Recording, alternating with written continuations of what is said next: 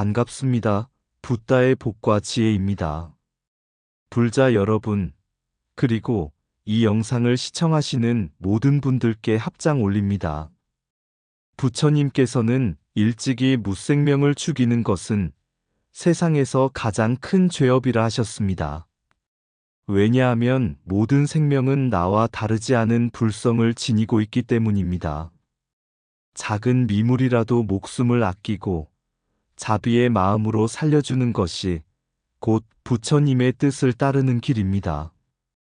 오늘 이 자리에서 우리는 살생의 과보와 방생의 공덕, 그리고 부처님께서 전하신 자비의 진리를 함께 나누고자 합니다.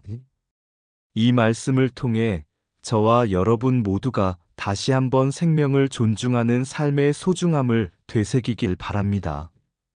자, 그럼 무생명을 죽이는 것이 최고 나쁜 행동이다. 그 여정을 함께 해볼까요? 생명을 살린 스님의 연꽃. 옛날 어느 마을에 살던 스님 한 분이 있었습니다. 그 마을에는 오래된 연못이 있었는데 여름이 되면 아이들이 그곳에 들어가 놀곤 했습니다. 어느 날 한 아이가 연못에서 물고기를 잡아 불 속에 던지려 하였습니다. 그 순간 스님은 아이를 막으며 말했습니다. 얘야, 불 속에서 타는 고통은 잠시지만 죽음으로 이어진 고통은 끝없는 윤회로 이어진단다. 스님은 아이의 손에서 물고기를 받아 연못에 살려보내며 아이에게 다시 일러주었습니다. 작은 물고기 하나를 살린 일이지만 이는 하늘과 땅에 울려 퍼지는 큰 자비의 행입니다. 네가 지금 방생한 공덕은 반드시 내 삶 속에서 빛으로 돌아오리라. 그 후 아이는 자라서도 살생을 멀리하고 어려운 이웃을 돕는 삶을 살았습니다. 사람들은 그가 가진 복덕과 장수를 보고 어린 시절 스님의 가르침을 떠올리며 말했습니다. 참으로 부처님의 뜻을 따르는 길은 한 생명이라도 살려주는 마음에 있구나. 달걀과 고기 먹는 업보 이야기. 1. 수나라 무제와 바로의 저승체험. 옛날 수나라 무제는 달걀을 즐겨 먹었습니다. 그는 그것이 단지 작은 음식이라 생각했지만 사실은 생명의 씨앗을 매번 끊는 행위였습니다. 어느 날 수라 감독 바로가 갑자기 죽어 저승에 이르게 되었는데 염라대왕은 그에게 무제가 달걀을 먹은 과보를 보여주었습니다. 무쇠 평상 위에 눕혀진 무제의 몸에서 수많은 달걀이 쏟아져 나오며 뼈가 부러지고 고통에 신음하는 모습이었습니다. 이는 한 생명을 끊는 작은 습관조차 쌓이면 큰 죄업이 됨을 보여준 것입니다. 부처님께서는 작은 악도 가볍게 여기지 말라고 하셨는데 바로 이 뜻이었습니다. 2. 소고기와 닭을 잡아먹은 사람들의 경고와 기적. 또 어떤 이는 소고기를 즐겨 먹다가 자식들이 병들어 죽는 괴로움을 겪었습니다. 꿈에 저승에 가보니 자신이 먹은 소가 원한을 품고 고발하고 있었습니다. 그는 크게 뉘우쳐 다시는 소고기를 먹지 않겠다고 맹세했고 그 순간 병든 아이가 살아났습니다. 또 다른 마을 아전은 암탉이 알을 품는 것을 보지 못하고 잡으려 했습니다. 그런데 꿈에 닭이 나타나 내 죽음은 괜찮으나 아직 세상을 보지 못한 내 새끼들이 어찌 억울하지 않겠는가라며 눈물로 호소했습니다. 놀란 아전은 닭을 살려주었고 그 덕분에 훗날 닭이 호랑이를 막아주어 그의 목숨을 구했습니다. 이 모든 이야기는 부처님께서 가르치신 살생은 곧 스스로를 해치는 일이라는 진리의 증명입니다. 3. 도살업을 버리고 불법에 귀의한 장거사. 중국 영주에 살던 장거사는 평생 도살업으로 생계를 이어갔습니다. 그러나 어느 날 절에 새벽 종소리가 들리지 않았습니다. 알고 보니 스님의 꿈에 11마리의 생명이 나타나 오늘 종을 치지 않으면 우리가 살 수 있다고 애원했기 때문이었습니다. 장거사는 그 사실을 알고 큰 충격을 받았습니다. 자신이 매일 베어낸 고기가 다 생명임을 깨달은 그는 도살업을 버리고 불법에 귀의하여 수행에 힘썼습니다. 그 결과 과거와 미래의 일을 알 정도로 마음이 맑아졌고 자신의 죽을 날까지 스스로 알며 평안이 열반에 들었습니다. 이 모든 이야기가 가르치는 바는 분명합니다. 살생은 곧 자신에게 되돌아오는 고통이 된다. 작은 목숨을 살려주는 일도 큰 복덕이 된다. 업을 바꾸고 자비를 실천할 때 참된 해탈의 길이 열린다. 부처님께서는 불살생을 가장 큰 계율로 세우셨습니다. 이는 단순히 죽이지 말라는 금지가 아니라 모든 생명에 대한 깊은 자비와 연민을 실천하라는 지혜입니다. 작은 알 하나를 깨뜨리는 것도 생명의 근원을 끊는 큰 죄가 된다. 살생의 과보는 반드시 되돌아오니 남의 고통이 곧 나의 고통임을 알아야 한다. 불살생은 금지의 계율이 아니라 자비의 실천이다. 목숨을 살려주는 손길 하나가 무량한 복덕을 쌓는다. 살생은 순간의 만족을 주지만 방생은 영원의 평안을 준다. 업은 크고 작음이 없으니 작은 살생도 큰 과보가 된다. 고기를 먹는 즐거움은 잠시이고 그 고통의 업은 생생히 남는다. 한 생명을 살리는 것이 1000만 번 경전을 읽는 것보다 크다. 살생은 나를 해치고 방생은 나를 구한다. 자비는 멀리 있는 것이 아니라 눈앞의 작은 생명을 살려주는 데 있다. 죽임을 멈추는 순간 내 마음에도 평화가 깃든다. 무생명은 모두 불성을 지녔으니 함부로 죽일 수 없다. 방생은 남을 위한 일이 아니라 곧 나 자신을 위한 일이다. 생명을 살리는 손은 천상으로 이끄는 다리가 된다. 부처님께서 말씀하시길 살생을 멈추는 것이 곧 깨달음의 시작이다. 생명을 살려 얻은 복덕. 1. 양서가 물고기 알을 방생하여 장수한 이야기. 송나라 때 양서라는 청년은 28세에 신장의 계시를 받았습니다. 열흘 후에 죽을 운명이지만 만 생명을 살리면 수명을 연장하리라. 양서는 기한이 촉박하여 근심했으나 경전의 물고기 알은 소금에 절이지 않으면 3년 동안 살아있다는 말씀을 떠올렸습니다. 그는 사람들에게 알리며 물고기 알을 사서 강에 놓아주었습니다. 한 달 뒤 신장이 다시 나타나 말했습니다. 네가 이미 수백만 생명을 살렸으니 수명이 연장되었다. 그리하여 양서는 90세까지 장수했습니다. 2. 새우와 소라를 방생하여 아들을 얻은 옥수의 사례. 송나라 때 옥수라는 사람은 아들을 간절히 원했습니다. 그는 신에게 기도하며 아들을 주시면 돼지 닭양을 잡아 제사 올리겠다고 서원했습니다. 그러나 신은 꿈에 나타나 이렇게 말했습니다. 네가 자식을 원하면서 어찌 다른 생명을 죽이려 하느냐? 생명 있는 것마다 자식을 두고 싶어 한다. 특히 새우와 소라는 새끼를 많이 낳으니 그것들을 방생하라. 옥수는 그 가르침을 따랐습니다. 그 뒤로 그는 5 아들을 얻었고 방생의 공덕이 집안의 복락으로 이어졌습니다. 3. 돈이 없어도 방생을 권하여 아들을 얻은 조린의 이야기.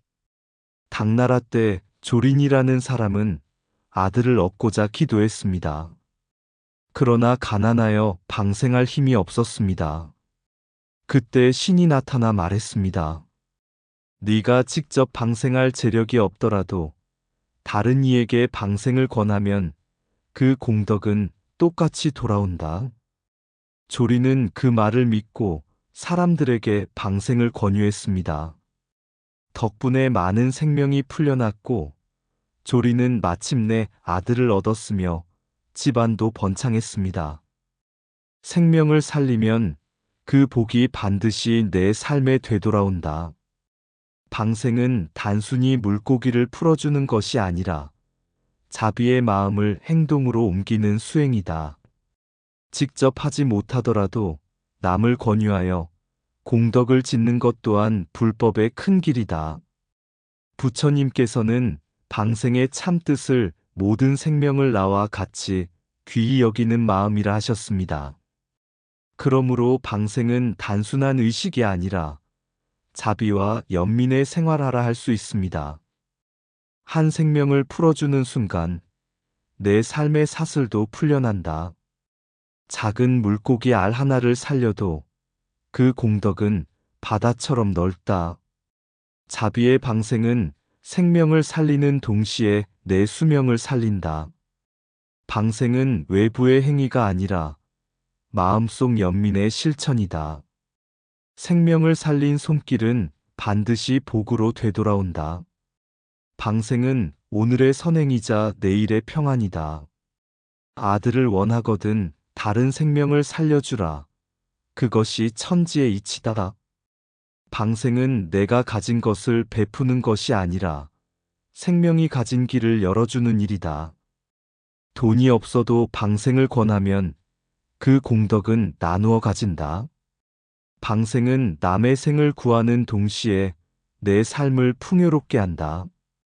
생명에 대한 자비는 하늘도 감동시키고 땅도 기뻐하게 한다. 방생은 작은 실천이지만 그 결과는 큰 복덕으로 돌아온다. 살생은 나를 줄이고 방생은 나를 키운다. 모든 생명은 나와 같은 불성을 지녔으니 그를 살리는 일은 곧 부처를 살리는 일이다. 방생은 단순한 의식이 아니라 깨달음으로 나아가는 자비행이다. 살생을 멈추고 자비를 행하라. 1. 방생의 의미와 불자들의 실천 방법. 옛날 어느 마을에 젊은 농부가 있었습니다. 그는 집안이 가난하여 늘 생선을 잡아 팔며 생계를 이어갔습니다. 그러던 어느 날 절에 스님을 만나 이렇게 물었습니다. 스님, 저는 살아가기 위해서 생명을 죽일 수밖에 없습니다. 제 업보는 어떻게 되겠습니까? 스님은 연못가에서 작은 물고기 한 마리를 들어올리며 말씀하셨습니다. 너의 생계가 물고기의 죽음 위에 세워진다면 그 고통은 반드시 너에게 되돌아올 것이다.